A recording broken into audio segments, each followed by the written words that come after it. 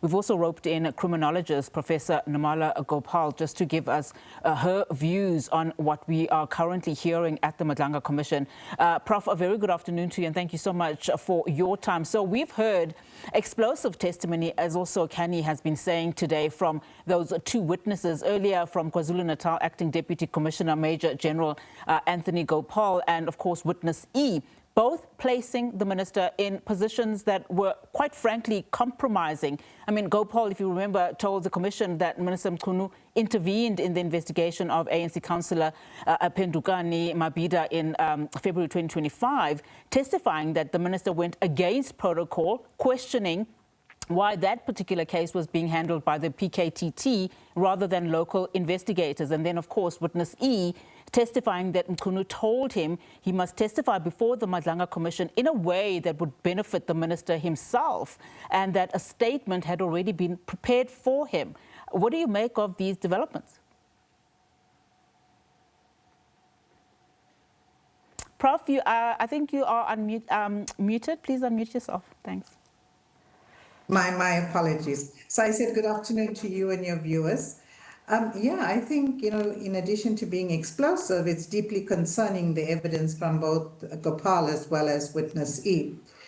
I think, in the final analysis, what one begins to see is that it seems as though these are efforts by the minister, the suspended or the minister on leave, to find ways in which he can try and reclaim some of his credibility.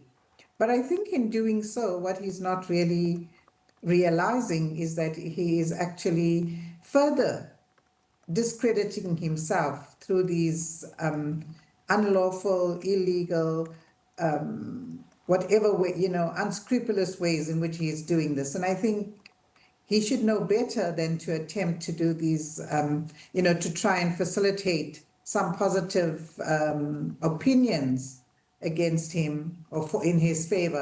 And if I were the minister, I would actually absolutely not engage with witnesses at this stage.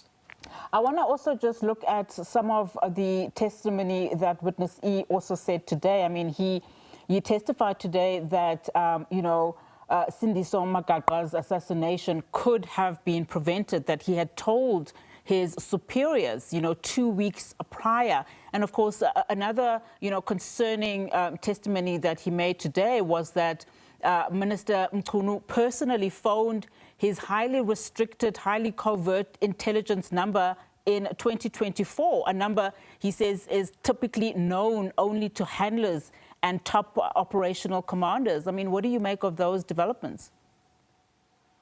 So I think, Onati, once again, it's uncategorically, it's showing us political interference again. I mean, really, the fact that the minister would stoop to that level is deeply concerning.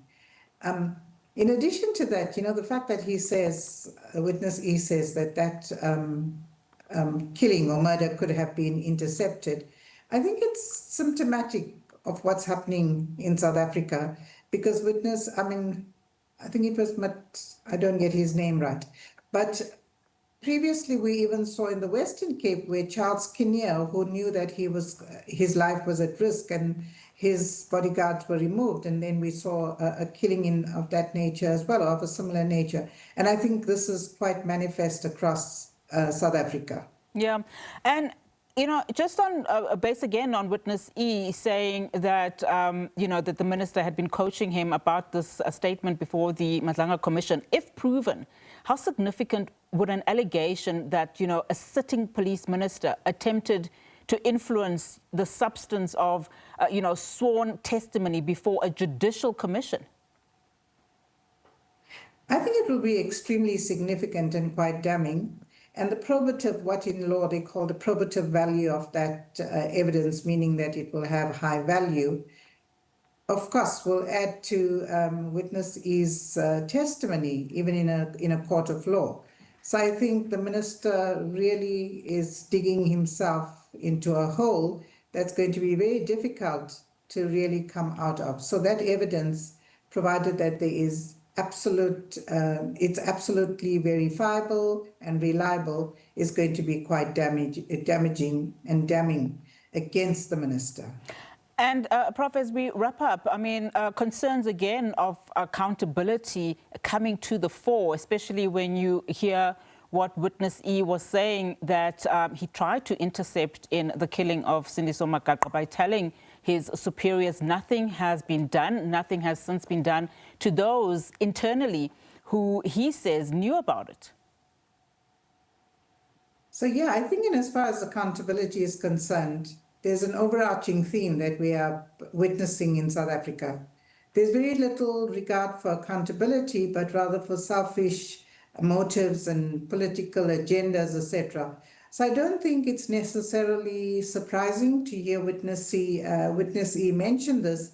However, I think what is very critical for us is the fact that we are hearing it firsthand, and the community, the South African community at large, is able to see through evidence what they've been suspecting and believing, and anecdotal evidence has shown this to us all the while. So I think, it's symptomatic of what is happening within South Africa, where people can be rescued, murders can be intercepted, stopped, etc., is actually continuing, largely because there's very little to no level of accountability, especially within SAPS, and of course, in the larger scheme of things, within the criminal justice system. Prof, I appreciate your time. Thank you so much for your analysis. Criminologist Professor Nirmala Gopal there for us.